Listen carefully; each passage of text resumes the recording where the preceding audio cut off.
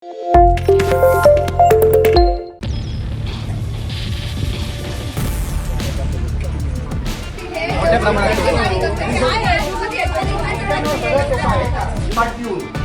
सगळे तुमच्या कोणाला सांगा येऊन 10 दिवस जाण्याची व्यवस्था करतो सगळ्यांची.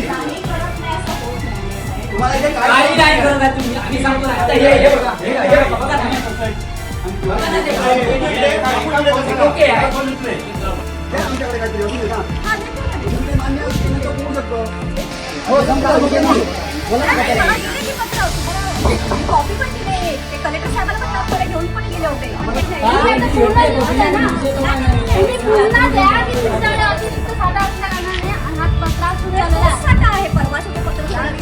आमच्या या बाजूला MIDC मध्ये गेली 15 ते 20 वर्ष धान्य गोडाऊन जे आहे तांदळाचं ते बरीच वर्ष इथे चालू आहे. त्याच्या ठिकाणी त्या धान्य गोडाऊनमध्ये धान्याला टोका पडतो, पण अजूनपर्यंत एवढा फार मोठा टोका नव्हता.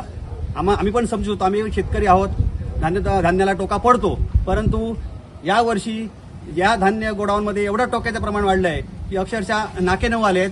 आज सगळ्यांच्या घरामध्ये जाऊन जेवणामध्ये लहान मुलांना त्याचा त्रास होतोय आणि सगळ्यांचा खरोखर आरोग्याचा प्रश्न निर्माण झाला आहे. यांना गेल्या 15 दिवसापूर्वी आम्ही एक निवेदन दिलं होतं की असं आमच्या या सगळ्या घरामध्ये वाडीमध्ये लहान मुलांना जो त्रास होतोय, म्हाताऱ्या वगैरे त्रास होतोय, त्याची ॲलर्जी होते, त्यावर उपाय तुम्ही करा. त्यांनी अधिकाऱ्यांनी सांगितलं इथल्या की आम्ही 15 दिवसात 7-8 दिवसात त्याचं कंट्रोल आम्ही चालू आहे म्हणून. आम्ही मान्य केलं की ठीक आहे, काही गोष्टी असतात, कंट्रोल व्हायला वेळ लागतो, त्याप्रमाणे करत असतील. पण आता मला वाटतं 15 ते 20 होत आले, अद्यापही त्याचा काही कमी प्रमाण झालेलं नाही आहे.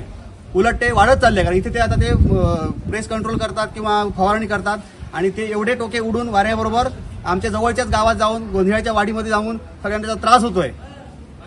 हे किती दिवस चालणार आहे? काही अधिकारी कोणी आज त्याचा विचार करत नाही आहेत. जो तो आपापला सांगतो की तुम्ही इकडे त्या अधिकाऱ्यांना तुम्ही त्या लेवलला बघा म्हणून. काय बघणार आहेत? काय करणार यापुढे? असा प्रश्न आज जीवनाचा निर्माण झालाय. तुमचं म्हणणं काय? तुम्ही अधिकाऱ्यांची भेट घेतली, त्यांनी काय म्हणाले? इथे तहसीलदार साहेब सुद्धा आले, नेमकं काय? आताच तहसीलदार साहेब आले आहेत, बसले आहेत ऑफिसमध्ये. त्यांनी पण काही वरिष्ठ अधिकाऱ्यांशी कॉन्टॅक्ट करण्याचा प्रयत्न केला आहे, पण काही अधिकारी असे आहेत की ते अधिकारी फोन उचलत नाही आहेत. त्यांना कॉन्टॅक्ट करतायत पण ते एकामेकाची नावं सांगतायत आणि त्यांना तहसीलदार साहेबांना अजून काही त्याचा एक ठाम ठिकावा लागला नाही आहे. परत म्हणजे ठोस की कोणाशी बोलावं हे. तर इथल्या मॅडमांनी दोघा-तिघांचा नंबर दिला, मॅनेजर अमुक कोण त्यांचे काही लेवलला जे माणसं असतात त्या अधिकारी, पण तसं काही त्या साहेबांना पण उत्तर तहसील साहेबांना मिळालं नाही अजून. तुमची पुढची भूमिका काय राहणार? आमची पुढची भूमिका अशी आहे की यानंतर आम्ही अजून 4 ते 8 दिवस वाट बघू. कारण आता ते जसं सांगतायत त्याप्रमाणे साहेब पण तहसीलदार साहेब पण त्यांना म्हणाले तुम्ही काय असेल ते सगळं जरा लवकरात लवकर कंट्रोल होण्याचं बघा म्हणून. आम्ही तहसील साहेबांच्या जे बोलले त्याला मान देऊन एक 8 दिवस आम्ही बघणार आहोत काय होतंय का, कमी होतंय का.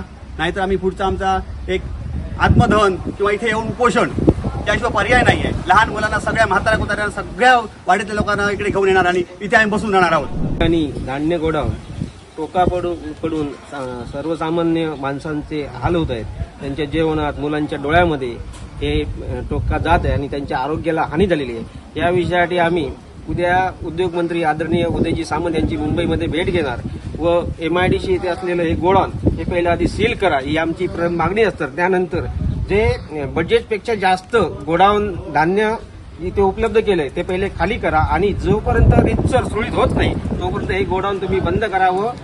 इथल्या जनतेला व स्थानिकांना न्याय द्या. कारण हा जो कोटा आहे तो भयंकर प्रमाणात पसरलेला आहे आणि त्याचा उपद्रव होऊन प्रचंड प्रमाणाचे नुकसान व आजार उद्भवू शकतात. त्यामुळे आम्ही ही मागणी करणार आणि उद्यापासून इथून एकही गाडी आम्ही जाऊ देणार नाही. जोपर्यंत हे सुरळीत होत नाही तो एकही गाडी इथून जाणार नाही.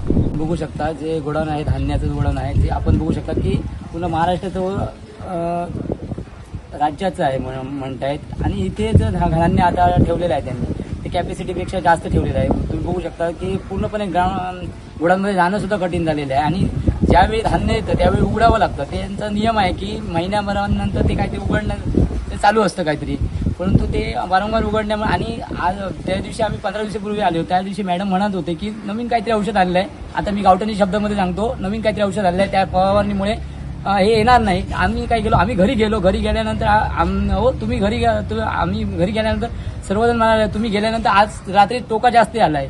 तर आम्ही म्हणतो अरे कसं काय, ते त्याने औषध मारलं हे आम्हाला लक्षात आलं. आणि मॅडमांना सुद्धा आम्ही विचारलं तुम्ही अधिकारी आहेत ना, तुम्हाला सुद्धा कळलं. ते मॅडमांनी स्वतः सांगितलं की कॅपॅसिटीपेक्षा जास्त आम्ही धान्य ठेवलेलं आहे. याचा परिणाम आमच्यावर भोगावा लागतोय आणि आमच्या आरोग्याशी जीवनाशी खेळताय ते, असंच मला म्हणायचं आहे. बाकी काय म्हणायचं आहे? शक्यतो आता आम्ही आमचे एवढे प्रयत्न आम्ही वरिष्ठ लेवल आम्ही करतोय की पूर्ण फिमिगेशन म्हणजे कव्हर टाकून जो शेवटचा पर्याय जो किड्यांना मारण्याचा असतो तो फिमिगेशन कव्हर म्हणून आहे. ते करण्याचा आम्ही आटोकाट प्रयत्न करत आहोत. फक्त आता 2 गोडाऊन आमचे राहिले, म्हणजे 16 लॉट राहिलेले आहे. 72 लॉटपैकी फक्त 16 लॉट राहिलेले आहेत. ते 16 लॉटपैकी आज आम्ही 5 कव्हर करणार आहोत टॉप प्रायोरिटीला, कारण तिथे मध्ये जागा नसल्यामुळे आम्ही पूर्ण गोडाऊन कव्हर करू शकत नाही आहोत. म्हणून आज जितकी जागा आहे म्हणजे ॲल्वेज सोडून जितकी जागा कव्हर करायला होईल तेवढं आम्ही आजच्याच कव्हर करणार आहोत. कारण स्प्रे केला तर बघितलं तर ह्या लोकांना त्रास व्हायला लागलेला आहे स्प्रेने, कारण ते किडे जे असतात रॅव्हलियम ते शक्यतो उडतात, त्यांना पंख असतात ते उडतात.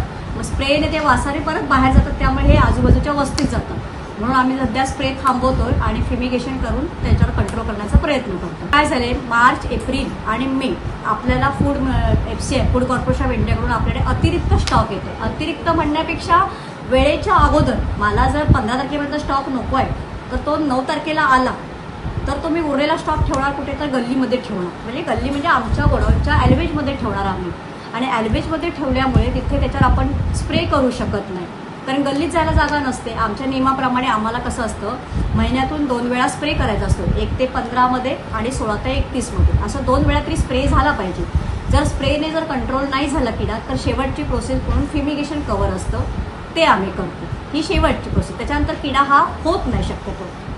आणि आता हा एप्रिल टू जून हा कालावधी किड्यांचा वाढण्याचा प्रभाव असतो.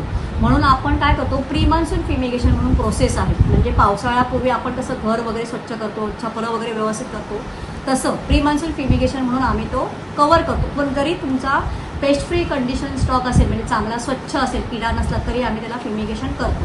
का तर तो पूर्ण स्टॉक आपल्याला जूनपर्यंत कव्हर करून ठेवायचा असतो, पेस्ट फ्री कंडिशनला आणून ठेवायचा असतो.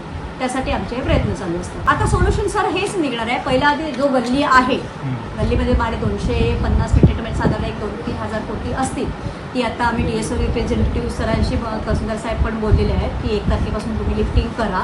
मग 1 तारखेला लिफ्टिंग झाली की माझं बऱ्याचसं गल्ली रिकाम होईल, सगळं साफसफाई होईल. त्याच्यानंतर जी राहिलेली कवरं आहे 16पैकी 5 झाली, 11 राहिलेत कवरं, ती लगेच एका झटक्यात कवरं होतील. त्यामुळे बऱ्यापैकी मला कंट्रोल होईल असं वाटतंय. म्हणजे होणारच म्हणजे कंट्रोल. आरोग्याचं साहेब आता ही परिस्थितीच अशी आहे की ॲल्वेजमध्ये म्हणजे अतिरिक्त साठा घेतल्यामुळे त्याला स्प्रे नाही झाल्यामुळे, औषध फवारणी न झाल्यामुळे हा प्रॉब्लेम झालेला आहे. तर आता आम्ही प्रयत्न करणार आहोत की ग्रामस्थांच्या ज्या आरोग्याचा विषय आता जो आलेला आहे तो निकाली काढण्याचा आम्ही प्रयत्न करणार. जबाबदारी आता साहेब आता कसं आहे, वरून आम्हाला धान्य आलेलं आहे. त्यांनी जे धान्य दिलं ते आम्ही घेतलेलं आहे. फक्त मी काय, माझी परिस्थिती काय झाली की मी गोडाऊनमध्ये उतरून घेतलेला आहे. हा फक्त परिस्थिती. आता हे वरच्या लेवलला सॉल्व्ह व्हायला पाहिजे की आता जर अशा घटना जर भविष्यात घडल्या तर बाबा याची जबाबदारी कोण घेणार, किंवा धान्यासाठी देऊच नाही, जेव्हा गरज असेल तरच द्यावी. हे वरिष्ठ लेवलवर आजच्या प्रसंगानुसार हे खडबडून होतील जागे, मला असं वाटतं. हा ते आता उद्या त्यांनी भेटायला बोलवलेलं आहे, त्यांच्यामध्ये चर्चा होतील, त्यांच्यामध्ये बोलणं होईल. म्हणजे काय बाबा खरोखर गरज आहे का स्टॉक घ्यायची, नसेल बाबा आपल्याकडे धान्य आहे, पुरेसं आहे, 2-3 महिने धान्य जनतेला मिळणार आहे, तर मग कशाला रेक बुक करायच्या, तोपर्यंत थांबायचं आपण, असंही होऊ शकेल. उद्याच्या मीटिंगमध्ये ठरवतील ते काय करायचं ते.